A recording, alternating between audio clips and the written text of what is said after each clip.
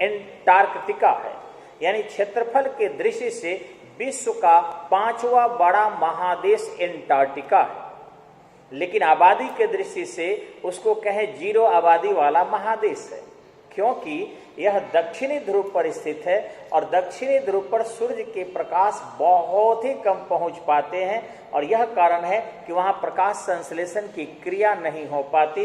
Antarctica महादेश के चारों तरफ लंबी चौड़ी महासागर है जिसको दक्षिणी सागर कहते हैं और दक्षिणी सागर के बहाव हमेशा ही पश्चिम से पूर्व दिशा में जल का होते रहता है। शीत जल है, अतः ऐसे जल को पार कर पाना काफी कठिन हो जाता है।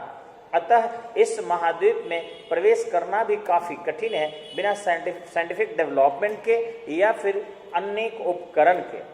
दक्षिणी ध्रुव पर स्थित होने के कारण यहाँ जितना लैंड है उससे ज्यादा बर्फीला क्षेत्र का विस्तार है। यदि अगर केवल लैंड एरिया को लें तो विश्व का 7वां महादेश होगा, लेकिन अगर उस बर्फ और मृदा दोनों को लें तो क्षेत्रफल के दृष्टि से 5वां बड़ा महादेश हो जाता है। एंटार्कटिका में 98% क्षेत्र पर सालों भर लगभग बर्फ रहता है, जिस कारण उसे श्वेत महादेश कहते हैं। सालों भर बर्फ जमा रहता है, बर्फ सफेद होता है, इसलिए श्वेत महादेश कहते हैं और दक्षिणी ध्रुव पर स्थित होने के कारण दक्षिणी महादेश भी कहा जाता है। ध्यान रखेंगे कि सबसे बेहतरीन तरीके से इसकी खोज रोनाल्ड एमंडसन ने किया था। इस महाद्वीप की खोज नॉर्वे के रहने वाले खोजकर्ता थे रोनाल्ड एमंडसेन, जिन्होंने 1911 में इसकी खोज की थी।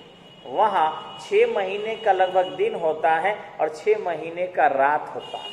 एक्चुअली 8 महीने का रात होता है और 4 महीने का दिन होता है, क्योंकि सूर्य की किरणें लगातार 4 महीने एंटार्कटिका पर पड़ती है। लेकिन फिर भी समझने के लिए 6 महीने का दिन और 6 महीने का रात कहा जाता है। इस महाद्वीप के चारों ओर जो दक्षिणी महासागर फैला है वह एंटार्कटिका से जल जो है ठंडा प्राप्त करके और पश्चिम से पूर्व की ओर लगातार वह ठंडी जल घूमते रहती है।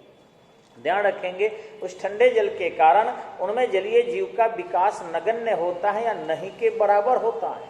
बड़े बड़े हिम शैल खंड टूट कर और उस दक्षिणी सागर में बहते रहते हैं लगातार, लेकिन बर्फ का बनना भी निरंतर जारी है।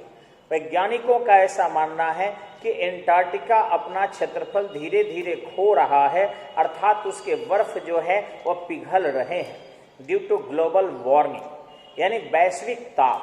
बड़े पैमाने पर खनिज तेलों का प्रयोग हम करते हैं या फिर अनसिस्टमेटिक साइंटिफिक डेवलपमेंट न करके अनसिस्टमेटिक डेवलपमेंट करते हैं।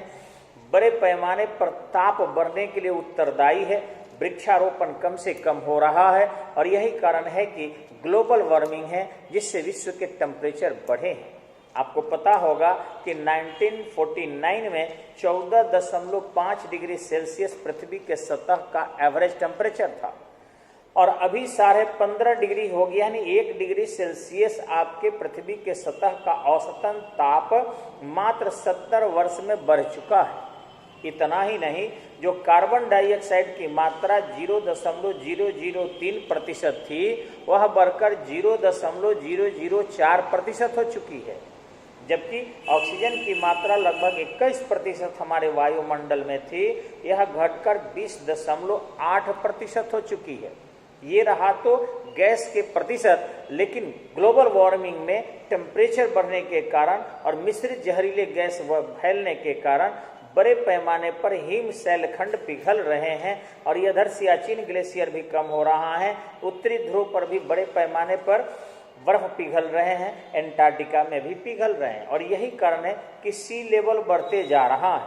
समुद्र की सतह में दिनों दिन वृद्धि होती जा रही है और यहाँ तक भी अनुमान लगाया गया है कि अगर इसी दर से ग्लोबल वार्मिंग बढ़ते गया, विश्व ताप की बढ़ते गया, तो आने वाले 50 वर्षों में कई देश डूब जाएंगे समुद्र के अंदर। हमने मालदीव से संधि भी किया है कि अगर मालदीव डूबता है तो हम लोग उसको राजस्थान में लाकर भारत में बसा सकते हैं। ध्यान रखेंगे कि पेंगुइन पक्षी वहां बड़े पैमाने पर पाई जाती है। ये पेंगुइन पक्षी ऑस्ट्रेलिया से, न्यूजीलैंड से महासागर होकर निकलकर चली जाती है और दक्षिणी ध्रुव पर अपने बच्चों के संतति के विकास तक वहीं रहती है, वहीं शिकार वगैरह करती है। और जब उनके बड़े बच्चे हो जाते हैं तो पेंगुइन अपने बच्चों को लेकर ऑस्ट्रेलिया और न्यूजीलैंड में फिर चली आती है। दक्षिणी ध्रुव पर चूंकि 8 महीने लगभग बर्फ आच्छादित रहता है, अतः वहां वृक्ष नगण्य है, लेकिन काई नामक पौधा थोड़ा सा पाया जाता है। क्योंकि प्रकाश संश्लेषण की क्रिया से साइनोबैक्टीरिया शैवाल का वहां भी डेवलपमेंट हो जाता है जलीय क्षेत्रों में, और जो स्थलीय क्षेत्र कुछ है वहां काई जो है थोड़ी मात्रा में पाया जाता है, जो छोटे छोटे पौधे होते हैं, और वहां क्रिल नामक मछलियां जो है खाती है। सील मछलियां भी क्रिल कतरी जैसी छोटी होती है, और सील मछलियां तो खैर देखे होंगे बड़े बड़े बैल और गाय की तरह होती है, दांतें बड़ी बड़ी होता है, वो जो है पूंछें उनकी लंबी होती है, आप टेलीविजन में देखे होंगे। तो सील मछली बहुत ज्यादा वहां चली जाती है, और वहां वह भी उनके बच्चों का, चिड़ियों का शिकार करती है और अपने संतति का विकास भी करती है। वहां चाहे क्रिल हो, सील हो, कई बार वेल मछली भी चली जाती है, क्योंकि वेल शाकाहारी है, बहुत चौड़ा उसका मुंह होता है, इसलिए ऐसे ऐसे वो घासों को चरती है और बहुत खाती है। आपको पता होगा कि एक हाथी से कम 100 गुना ज्यादा वेल मछली खाती है, लेकिन वो शाकाहारी उसी घास फास को खाकर अपना जीवन चलाती है, वो मांसाहारी नहीं है। ऑस्ट्रेलिया और यूरोप के अगर आकार से लेकर चले हम तो ऑस्ट्रेलिया और यूरोप को दोनों को जोड़ दें तो एंटार्क्टिका उससे कुछ बड़ा ही हो जाता है। समुद्र तल से एंटार्क्टिका की औसत ऊंचाई 2300 मीटर है। समुद्र तल से एंटार्क्टिका की औसत ऊंचाई 2300 मीटर है, और बर्फ की परत वहां लगभग 2200 मीटर मोटी है। बर्फ की परत 2200 मीटर मोटी पाई जाती है। ध्यान रखेंगे 98% में जो बर्फ पाया जाता है हर जगह मोटाई बराबर नहीं है। वहां 2% एरिया जो खाली हो जाता है उसमें भी बर्फबारी हो जाती है, लेकिन गर्मी के दिनों में जब आभासी सूर्य का दक्षिणायन होता है, यानी जिस समय उत्तरी गोलार्ध में हम शीतलहरी से मर रहे होते हैं, दक्षिणी गोलार्ध में उस समय में गर्मी का समय होता है। वैसी स्थिति में वहां पर 2% एरिया से हिम पिघल जाता है, और वही 2% एरिया जहां तहां, एक साथ नहीं, जहां तहां जो ऊंचा स्थल है, जो सूर्य के ताप से पानी बर्फ मेल्ट कर जाता है, वहां पर काई घास उग जाते हैं। वह एरिया भी बहुत है, क्योंकि 2 महादेशों से भी बड़ा है, तो उसका 2% एरिया भी काफी हो जाता है।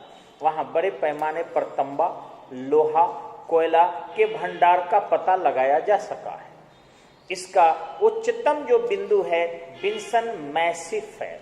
एंटार्क्टिका का उच्चतम बिंदु जो है विंसन मैसिफ है, जिसकी ऊंचाई 5140 मीटर है। विंसन मैसिफ की ऊंचाई 5140 मीटर है, और भारत जैसे कई देशों के लोग वहां पर अपना अनुसंधानशाला स्थापित करके हैं।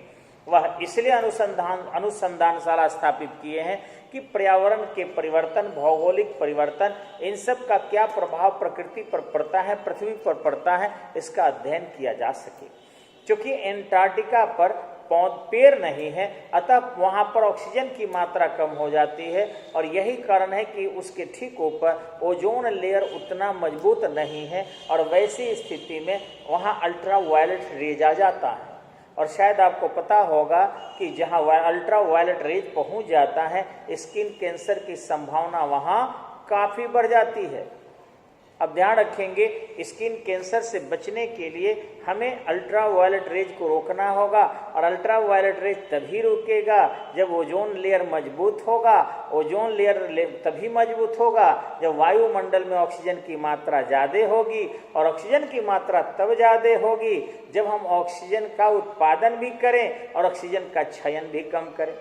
तो ऑक्सीजन के क्षयन को रोकने के लिए अनसिस्टमेटिक इंडस्ट्रियल डेवलपमेंट जो हो रहा है उसको रोका जाए, बेवजह कार्बन डाइऑक्साइड, कार्बन मोनोऑक्साइड छोड़ा जा रहा है उसको रोका जाए, और साथ ही साथ वृक्षारोपण किया जाए, जिससे कार्बन डाइऑक्साइड की मात्रा वायुमंडल में कम बढ़े, कार्बन मोनोऑक्साइड की मात्रा कम बढ़े, नाइट्रोजन ऑक्साइड की मात्रा कम बढ़े, सल्फर डाइऑक्साइड की मात्रा कम बढ़े। ये जो है वायुमंडल के प्रदूषण के कारकों में माना जाता है, और यदि कम होगा तो वैसी स्थिति में ऑक्सीजन की मात्रा अधिक बनी रहेगी।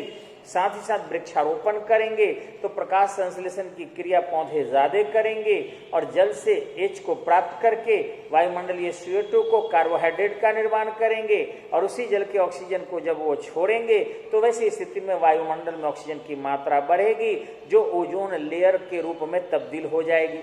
क्योंकि 50 साल पुराना ऑक्सीजन आपको पता होगा हाईली कंसंट्रेशन की स्थिति में O3 में बदल जाता है और O3 जो है आपका यही ओजोन लेयर है जो सड़े हुए अंडे की तरह बदबू देता है। और जब ऐसी चीजें होती है सड़े हुए अंडे की तरह बदबू, वो खाद्य पदार्थों को सुरक्षा तो देता ही देता है, सूर्य से आने वाली कम तरंगदैर्घ्य के अल्ट्रावायलेट रेज को रोककर हमें अनेक बीमारियों से निजात भी दिलाता है। तो ध्यान रखेंगे, इधर बड़े बड़े शहरों में भी अल्ट्रावायलेट रेज की मात्रा बढ़ती जा रही है जिससे स्किन कैंसर की संभावना ज्यादा बढ़ी है। भले हम वहां पौधों बाहर धूप में रहें या न रहें, लेकिन धूप में रहने वाले पदार्थों को खाते हैं। ऐसी स्थिति में हमारे अंदर भी कैंसर होने की संभावना काफी बढ़ जाती है। कल पर्यावरण दिवस को आपने देखा होगा, बहुत लोग पेड़ लगा रहे थे। कहाँ से लगा रहे थे पूछा जाए तो, अरे कहीं लगे हुए पेड़ को ही उखाड़ कर और लगा दिए 5 आदमी मिलकर, फोटो खिंचवा लिए। अब बताइए किसी मुर्गी को काट कर और फिर कहे लोग कि देखिए हम जिंदा कर रहे हैं, जख्म तो दिए। जहाँ उसका जड़ फैला हुआ था, यदि वहीं घेर कर लोग वहाँ पानी पटा देते तो निश्चित विकास होता। या पौधा लगाना था तो बीज लोग रखता और 5 जून को उन बीज को रोप देता, तब न नवीन पौधा होता। ऐसा तो होता नहीं है। इसलिए मेरा कहना है कि इस प्रकार के देखने वाले जो है वृक्षारोपण होने से ओजोन लेयर की मात्रा जो है सुरक्षित नहीं होगी। अब सबसे ज्यादा ओजोन लेयर को क्षति करने का कार्य जो करता है वह है क्लोरोफ्लोरोकार्बन। क्लोरोफ्लोरोकार्बन जिसको हम फ्रियोन कहते हैं, यह सबसे ज्यादा प्रसिद्धक के रूप में कार्य किया जाता है, प्रयोग किया जाता है। जैसे हम स्प्रे वगैरह जो शरीर पर करते हैं उसमें भी फ्रियोन की मात्रा होती है। ये जो परफ्यूम सेंट स्प्रे वाला होता है उसमें भी होता है।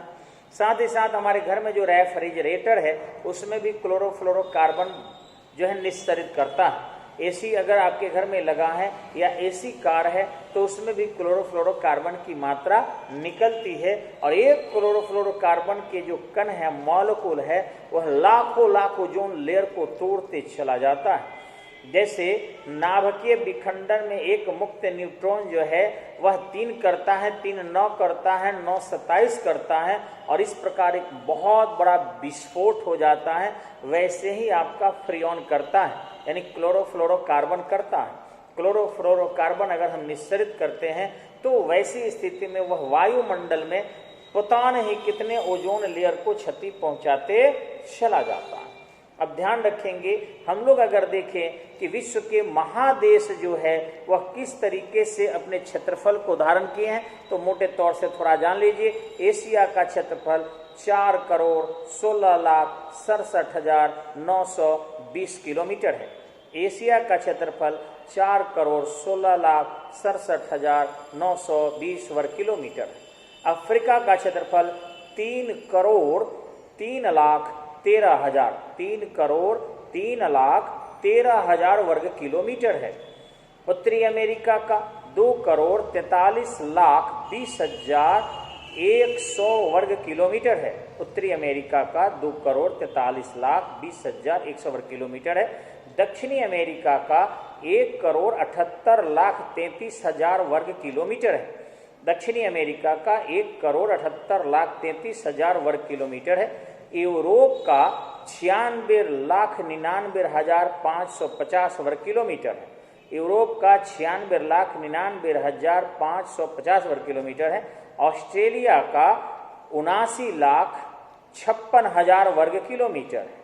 79,56,000 वर्ग किलोमीटर है। अब कहेंगे एंटार्क्टिका कहाँ गया, तो एंटार्क्टिका चूंकि बसा हुआ नहीं है इसलिए हम लोग उसको 5वां होने के बावजूद भी लास्ट में बताते हैं। तो यह 1,42,45,000 वर्ग किलोमीटर में फैला है। 1,42,45,000 वर्ग किलोमीटर में फैला है।